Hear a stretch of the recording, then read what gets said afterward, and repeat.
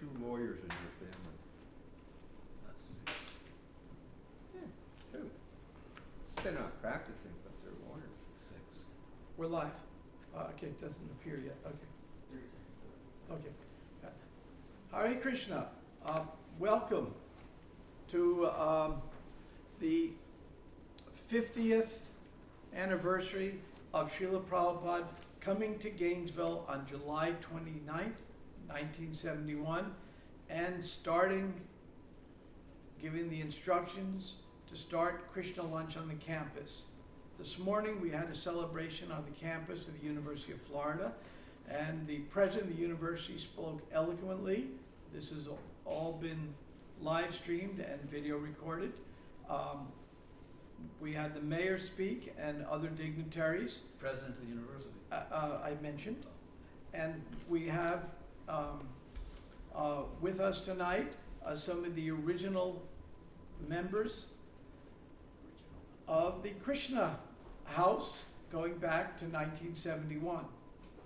We have, first of all, H.D.Goswami, who was president as a Grahasta, along with the Naga Manjari of the Krishna House. We have Amarendra, who was the force behind Krishna Lunch. We have Dharma, one of the original Krishna House devotees, are all present with me. Some others will be coming in by Zoom, and we really welcome you. Tonight's program is to talk about the memories of what happened in 1971 and the magical moment that began all of 50 years of feeding over 3 million plates of prasadam to students at the University of Florida. As the president spoke this morning, we are an institution. We are part of the campus. When the campus came back to in-person classes after the pandemic, they reached out to us. What are you going to be doing? They set up so we would be COVID safe, but they wanted to publicize that we're back because 3 or 4 generations of Gators, as University of Florida students are known, would feel comfortable that something is getting normal again. And the most normal thing could be Krishna Lunch. When the University Alumni Association publishes their calendar, there are 12 pictures. Most years, one of them is Krishna Lunch, because it's what the students want to remember.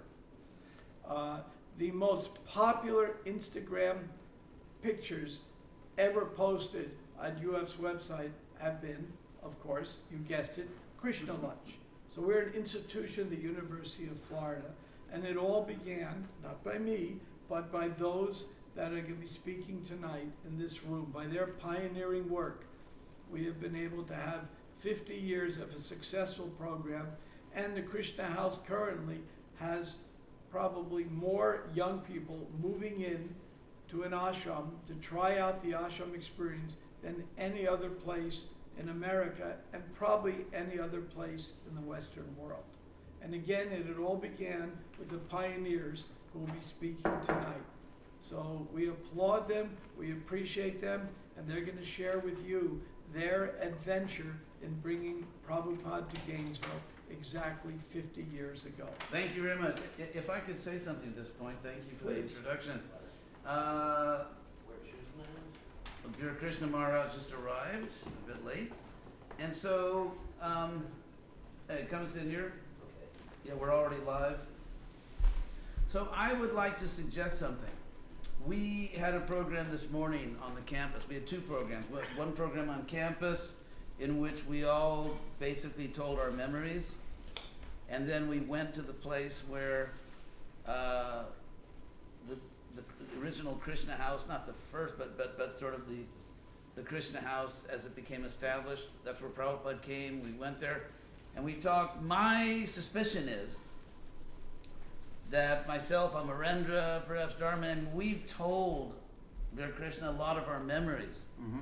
So rather than rehash what we've already really talked about twice today, I would like to suggest that, if I may be so bold, and since I was a temple president, I guess I'm reincarnating that role right now. But I would personally like to talk about, not just tell the same stories again, however wonderful they may be, but talk about the legacy. In other words, Prabhupada came, there is, an extraordinary program in Gainesville on the campus, but what does that mean? I mean, going forward, for example, to ask, because this program, by the way, is being held in the Bhaktivedanta Institute building. I guess you can't see it right now. When Brahmatirtha talks, you can see all these books behind him. And so in the spirit of the Bhaktivedanta Institute, which is also, I should say, and it's been revived really due to the efforts of Brahmatirtha. We wouldn't be here right now if he hadn't, in a very brilliant way, revived the Bhaktivedanta Institute. He's the last founding member under Prabhupada, still active, and he put together a global coalition, which I think only he could have done, and worked with the BBT, worked with the GBC in a very expert way, and so here we are. So in doing something here, the fact that we're not on the plaza right now, and so personally, if I can, kind of be overbearing and domineering, I personally don't think we have to again talk about the plaza, because we did talk about it a lot and we're not there right now. And I don't think we have to even, we spoke from the preaching center. I think actually we should talk about the intellectual legacy. The fact that Prabhupada's vision of this movement was not exclusively to feed people. And, giving out prasadam is obviously, it's a great program. It's a program that Prabhupada loved. It's a program which has,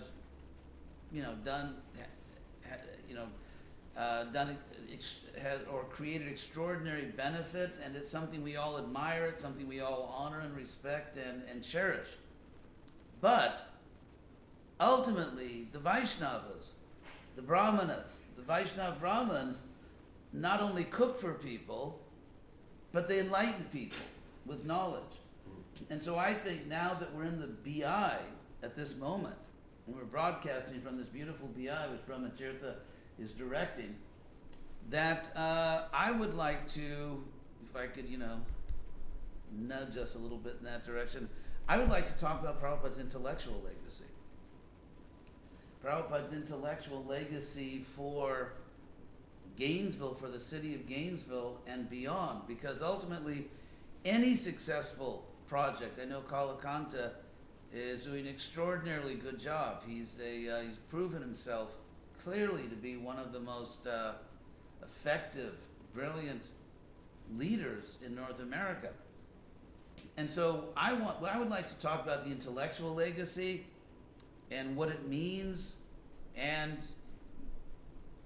how moving forward from Gainesville and from other places, is there a serious possibility? Is there a serious historical possibility which doesn't entirely depend on just sort of miraculous interventions by Krishna?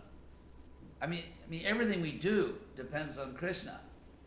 But often, when things are going well, the progress is not, so to speak, miraculous, but it is spiritual, and it has a certain logic to it. For example, the Plaza program, as Brahmatirtha described, and the fact that we are, that a great relationship has been established with the university. Kalakanta has done that, Brahmatirtha himself has done a lot of that in terms of establishing that kind of relationship.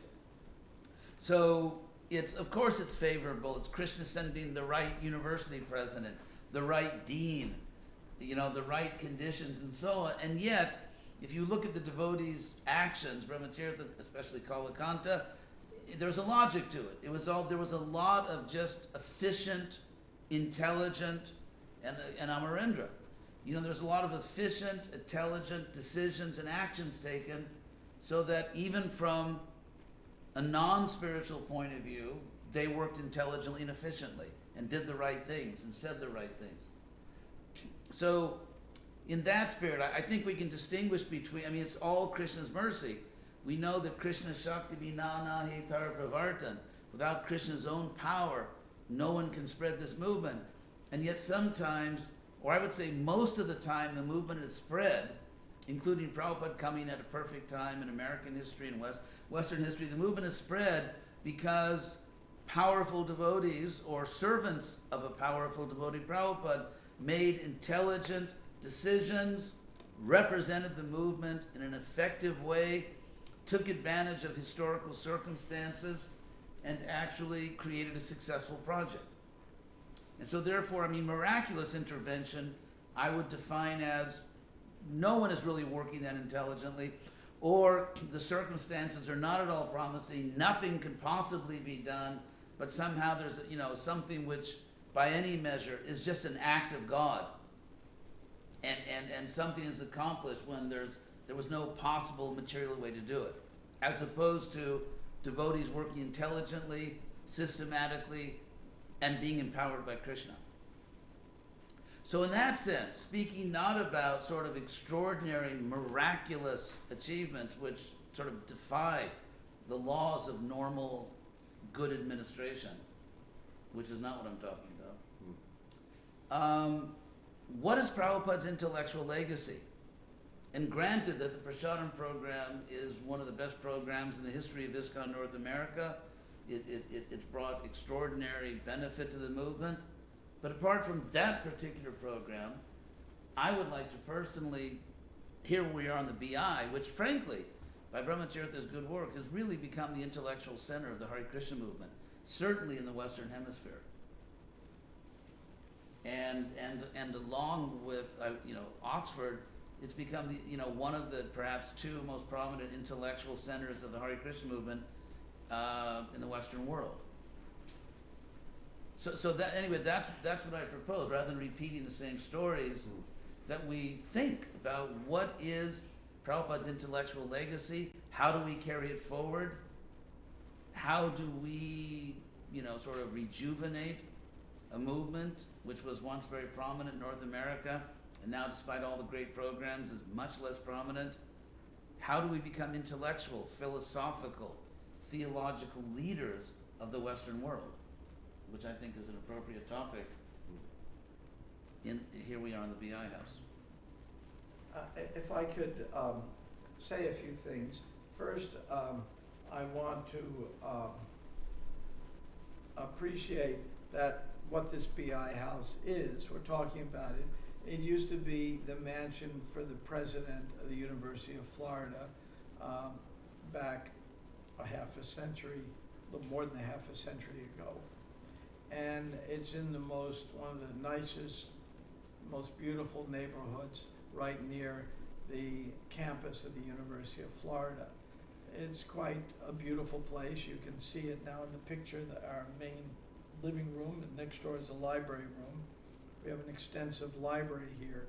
And this house, we have it by the kind generosity of Hridayananda Maharaj, who took a family trust and said, well, let's invest it in something that will give sustainability for the intellectual future. Because BI, I began in the 70s in the BI, and it went through ups and downs, and we revived it. There's over 50 devotees actively working in the BI now, mostly PhDs. We also formed an alliance, and it'll be based in this house, the Institute for Vaishnava Studies, under the super competent leadership of one of the one of the intellectual scholars. His PhD, Krishna Abhishek, is on Bhaktivedanta Thakur, and we're all living by the grace of Bhaktivedanta Thakur.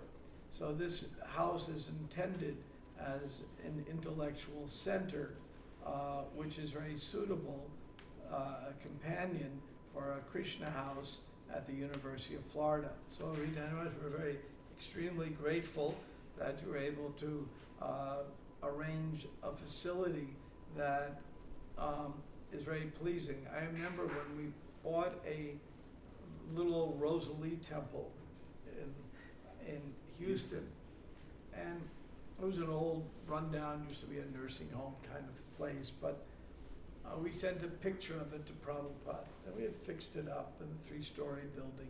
And Prabhupada said, I like it very much. It looks like an Indian secretariat.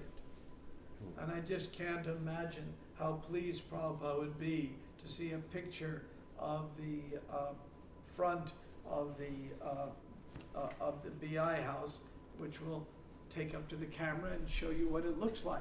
I guess there's a delay. I got it live on here. You can back up a little. Okay. There it is. A little more. Delayed. A little more. Back up some more. Perfect.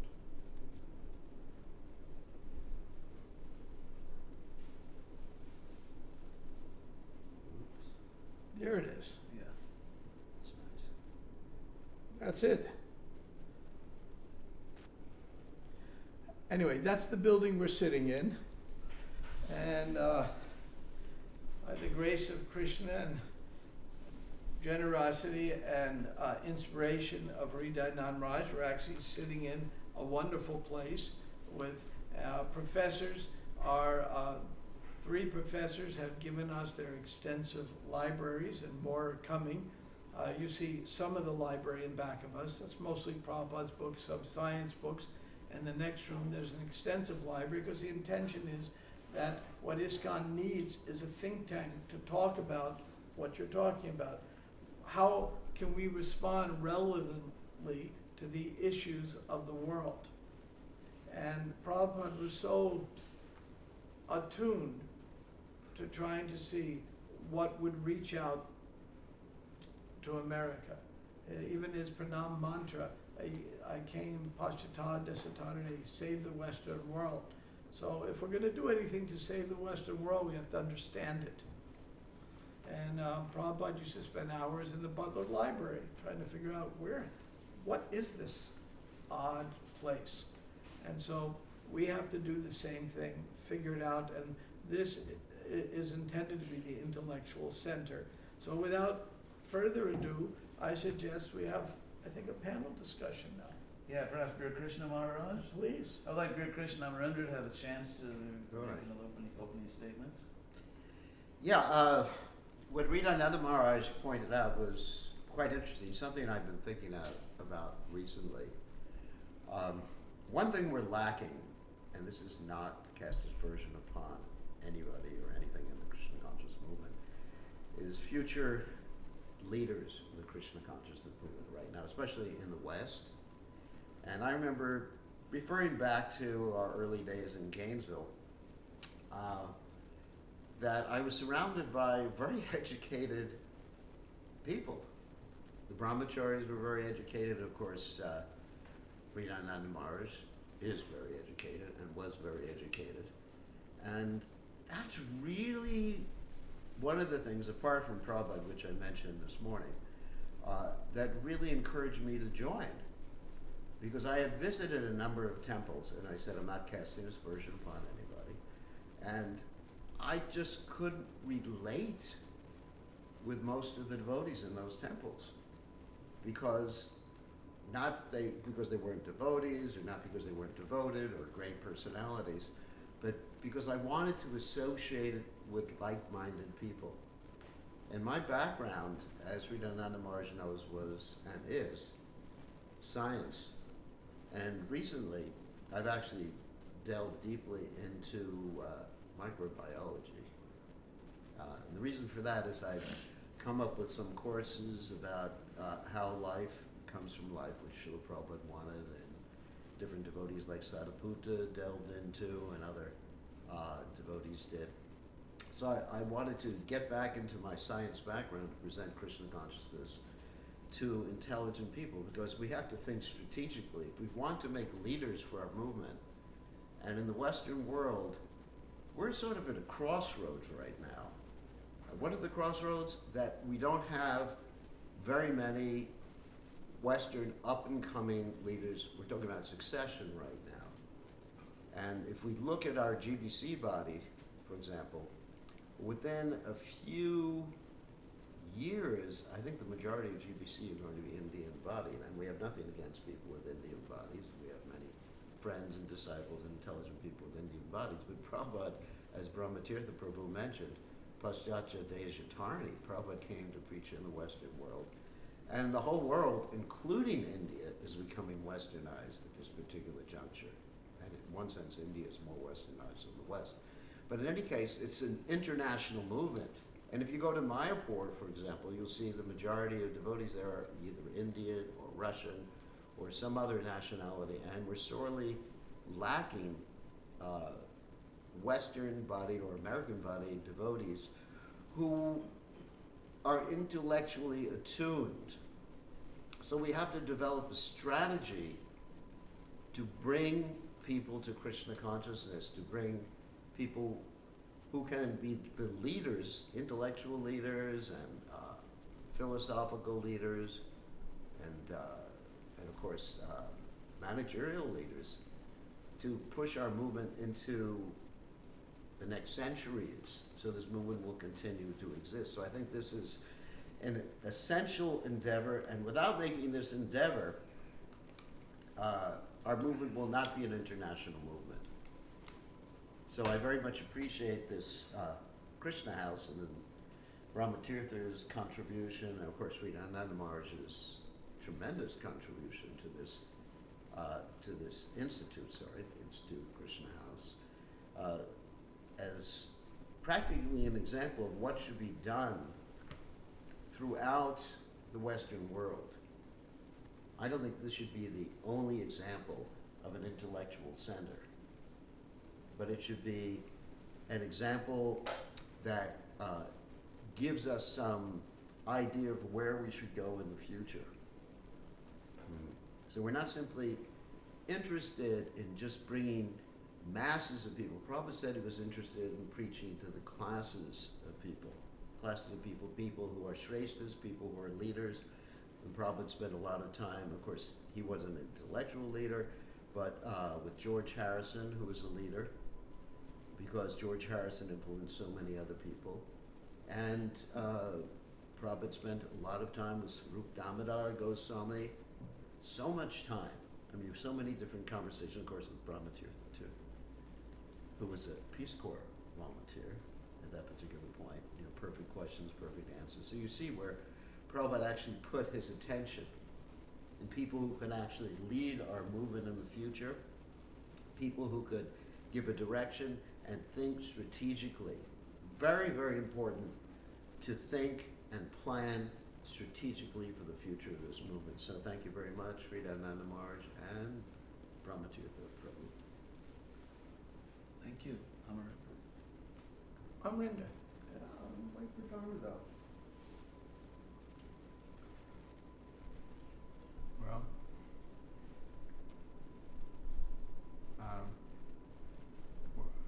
I guess when I think that we should also, I can't speak a whole lot in terms of, you know, modern scientific intellectual stuff on that level, but what I always appreciated in from Srila Prabhupada was his books, like the Srimad Bhagavatam, and especially Srimad Bhagavatam, and how actually scientific this knowledge and this way of life that we are practicing, how scientific that is. And what I would like to see is a lot more devotees teaching that, I mean, formal teaching of those of Srila Prabhupada's books to other devotees. If we have, there are established schools, you have Bhaktivedanta College and several of them, and I think we should really try to increase that a lot more, because if we don't, for most devotees to sit down and just study Srila Prabhupada's books, it's difficult. But if we encourage more and more the actual formal education in Srila Prabhupada's books, then I think that would be a great help in also pushing on this movement. Could I like to, because you, this is probably a discussion, I'd just like to react to something you said. And that is, Dharma made an important point that, we have to be educated in Prabhupada's books. I know there are different Bhakti Shastra courses. No, I think it's really important to understand, though, that what we get out of Prabhupada's books, to some extent, depends on what we bring to it. I mean, one obvious example is that if you read Prabhupada's books looking for the absolute truth, you have a different experience than if you read Prabhupada's books just because you have nothing else to do one day. But again, I found that, when I first joined the movement, my first letter to Prabhupada, my first question to Prabhupada was, should I stay in school? And Prabhupada wrote back, yes, you need a good education to preach to educated people. What Prabhupada did not say to me was, just read my books. That's not what he told me. And of course I did read his books. I read them as soon as they came out. I read every book, and I read them more than once, several times. But the point is that I found that as I was learning more, whether it was about history, philosophy, or the debates over science and religion, whatever, that when I came back to Prabhupada's books, I had different questions. I was looking for different answers, and I found things in the books that I never would have noticed if I didn't bring those questions to it. For example, Brahmatirtha professionally was a geologist. And so it's funny, whenever we go walking, in some, like a park or, here or there, like, there's all these geological formations, and I just think, oh, this is nice. And he, because he's a geologist, he's seen many, many, many things that I'm not seeing. And so in the same way, I believe that the purpose of these Bhakti Shastra courses is not merely to train devotees to give classes in Hare Krishna temples and preach to the already converted.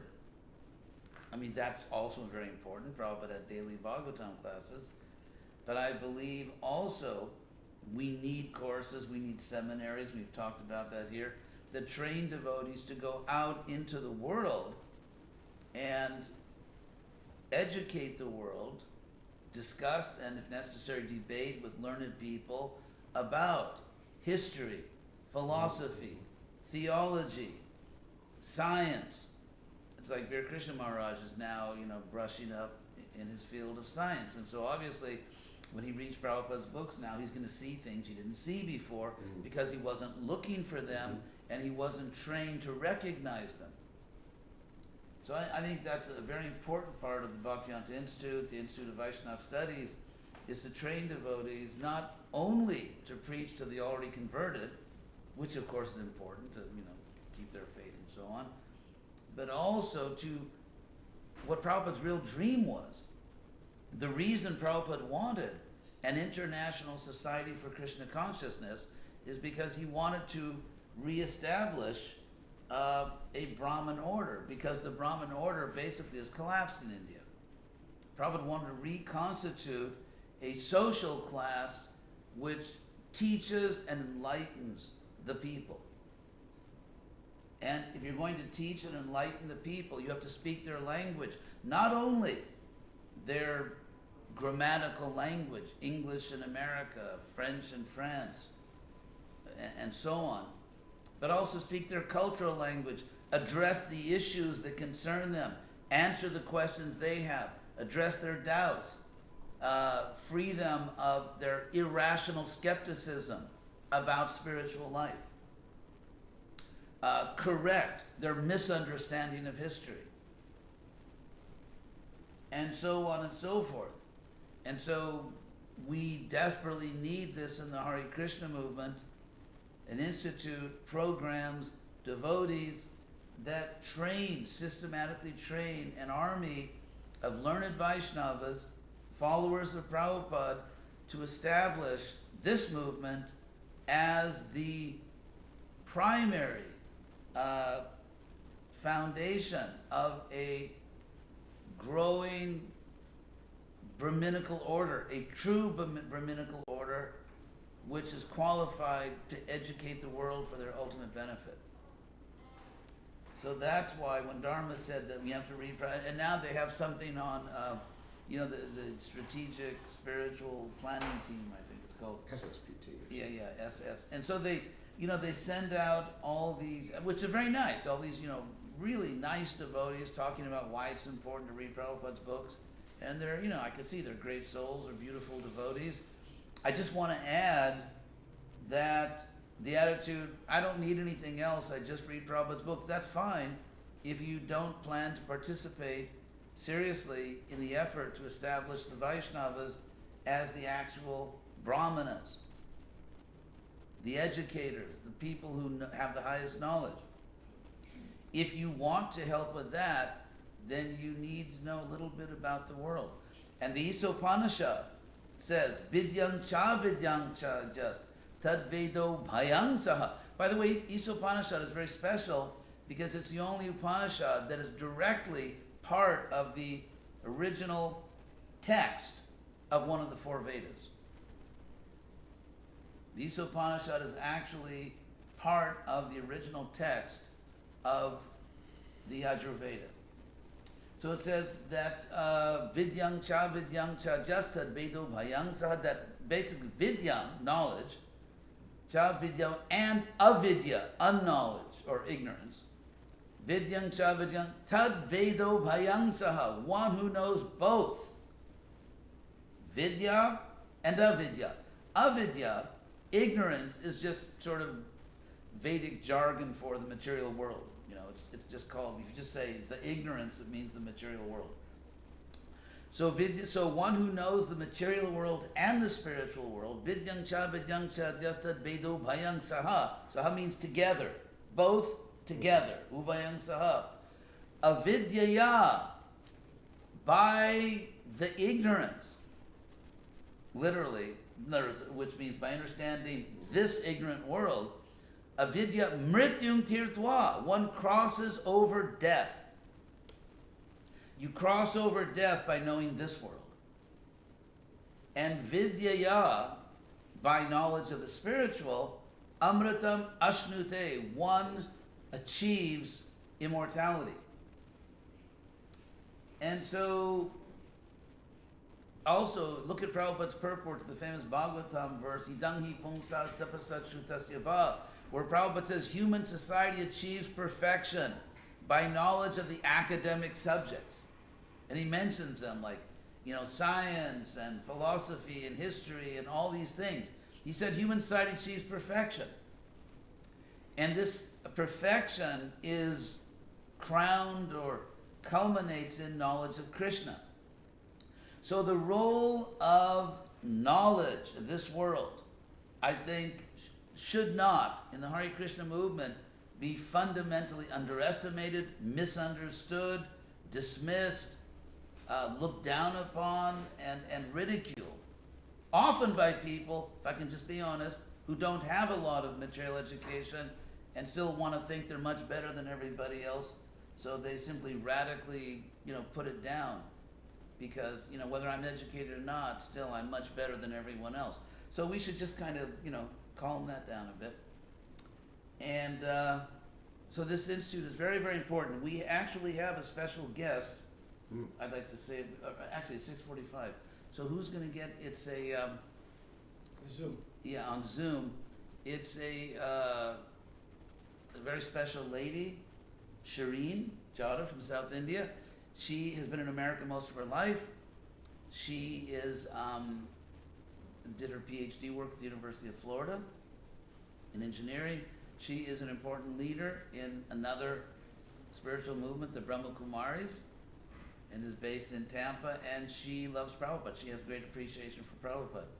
And so I thought it would be very nice for us to hear about Prabhupada from a different perspective. And undoubtedly we can learn about Prabhupada by hearing what other people, educated, serious spiritual practitioners. By the way, in her group, they follow the same regular principles that we do, same four principles. They believe in a personal God, and Shireen. So anyway, that's going to be in a few minutes, 5 minutes. So in the meantime, Amarendra, who has spoken extensively, but not here, I'd like to ask you to, in the next 5 minutes, maybe you could just respond to what we've been discussing. Well, just to clarify the historical record, the plaza program, as it's called, was not a food program. It's originally conceived, it was not a feeding program. Prabhupada instructed us to preach the intelligent class of men and the university students and professors. So for us, back in the 70s, prasadam was just bait. It was like an icebreaker, a way to attract people to come over for lunch, and then all the devotees were assigned to go out into the crowd and preach. And we learned impersonalism, Christianity, all these different competing philosophies. Every day at the plaza, ask anybody that was there, Prabhupada Maharaj, anybody, Shankar Shani, it was a hotbed. We were the intellectual force on this campus. We were the ones that were leading that discussion and people when we would have a debate with a student.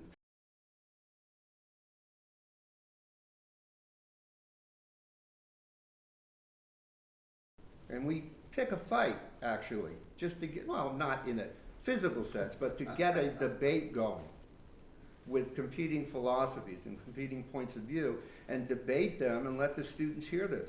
And that's why that's the real purpose of the university originally. I mean, think of the word university, it means it's universal. So scientists, philosophers, theologians, historians all come together, and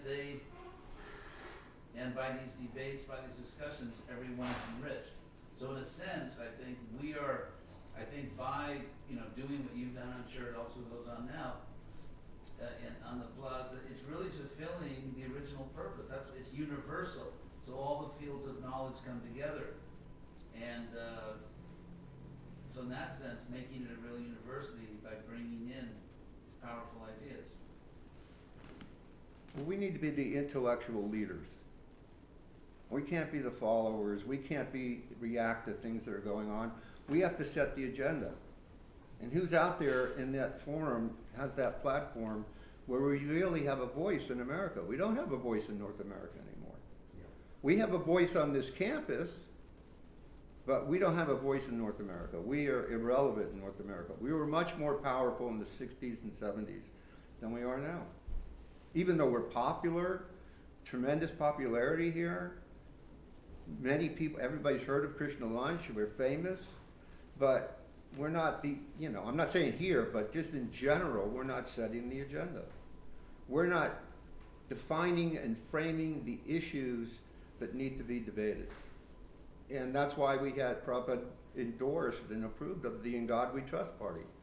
It wasn't just a political party. The point was to take the platform away from the politicians and make them to react to our issues. And they did. And that's why it was so, it was relatively successful. Well, that's why Prabhupada liked it so much, gave us so much encouragement, and that started here in Gainesville also, the In God We Trust preaching, because we were out there and we were talking our philosophy. We're not compromising or catering to all of these mundane political issues. We were talking about God consciousness. And that's the only way to solve the problems of human society. So we were trying to set the agenda as best we could. In this modern age, in this day of technology, I personally became a lawyer because I was terrible at science and math, and I'm not qualified to talk about the BI things because, I couldn't even pass basic biology. So I said, I better find something else to do. Well, actually, I should mention that we are, the BI and Brahmatirtha, and also I strongly encourage him in this, we are expanding through our alliance with the Institute for Vaishnava Studies and the BI itself. We are conceiving of the Bhaktivedanta Institute is also dealing with history, philosophy, because ultimately, the mandate Prabhupada gave to the BI, technically, academically, was not really science, it was philosophy of science. And in order to do philosophy of science, you have to understand philosophy. And as we know, to understand where science goes and what it's thinking, you have to know the history, because historical factors have extraordinary importance. You have to know history, you have to know philosophy. So the BI, as we conceive of it now, is something which integrates like science itself with historical context, philosophical claims and so on. So I believe now,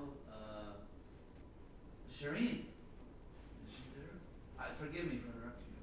Is that early? I'm finished. Yeah. Can you hear us, Shireen? You gotta let her join in the, with audio. Go into your computer. Join with computer audio.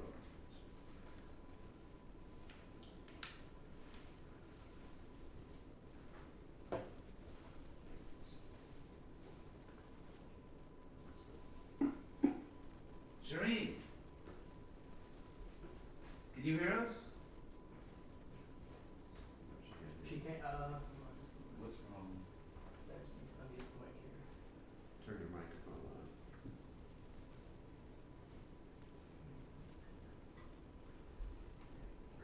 Shireen, can you hear us? Yes, now. I already gave an introduction to you, which I think would either very much please you or embarrass you. And, I mean, it was very positive. So everyone knows about your accomplishments. I'll just reiterate, Shireen has lived, I know her very well, and she's lived a very pure life. And she's very, very serious about her spiritual practice. Again, following the same four principles. She's very, very serious about her relationship with God. In her tradition, they say Baba, which means Father, Krishna, God. And she's an extraordinary, very intelligent, very dedicated, serious spiritual practitioner with extraordinary integrity in her practice. And she appreciates me, which means she's very intelligent. So anyway, I'm going to invite you, please speak about your appreciation of Prabhupada and just your understanding from your perspective, and we'd all appreciate that very much. Tell me, who am I speaking to? And first, can you show your video a little bit? Can't see us. And Oh, you can't see us. Well, right now, I'm here, Veer Krishna Maharaj, who is a member of the GBC and spiritual leader, important spiritual leader in ISKCON, a guru who joined the movement in Gainesville, Brahma Tirtha, whom you know, Dharma Das, who joined the movement in Gainesville, and he's been the head priest for our worship in ISKCON Miami for many, many years, decades. Amarendra, who actually is one of the most important pioneers of the movement in Gainesville, my very, very dear and old friend. And he's a lawyer now, but I forgave him for that. And actually, he, many times, he actually saved the Hare Krishna movement. When we were under serious attack, especially during the deprogramming days and everything, he was the kid with his finger in the dike. He saved our temples, he saved our movement. He started the Plaza program in its current incarnation. And there are probably about another 7 or 8 devotees here in the room. Plus, there are people all around the world watching. okay, So thank you so much. you have It's so international lovely. audience. I remember that room. That's the room we had those donuts in. Yeah, donuts. Yeah, they have an incredible donut shop in Gainesville. Yes, so thank you very much for inviting me. I feel very blessed that I got to know about Prabhupada, of course, through Acharya Dev. And I thought this was going to be an interview, so I will share briefly on what I think, but feel free to ask me questions. When I first heard about Prabhupada, I really heard about him through Acharya Dev. Even though I grew up in India, I wasn't around that kind of bhakti. My parents were more into worshipping the Venkateshwara Swami. We are from Hyderabad, from Andhra Pradesh. And so, that it was that kind of worship. So my introduction to Prabhupada was through Acharya Dev. If I have to talk about one thing about Acharya Dev, one thing about Srila Prabhupada is that he is the real thing. And my appreciation of him really only happened because of my practice. I feel if I didn't do what I was doing, I wouldn't have recognized. And recently, not that recently, a couple of years ago, a very senior spiritual leader in the Brahma Kumaris was telling me that people are not able to recognize the real thing. It's just like, if you have a really flashy diamond, and if you have the real diamond, like if you have a real fake flashy diamond and you have the real small beautiful diamond, people who don't know what it is will always go towards the flashy diamond. And Prabhupada was not, he was really the real thing. And one of the things that I always admired about Prabhupada is, and now because all of us are trying to bring about a spiritual consciousness in the West, and he was able to do that.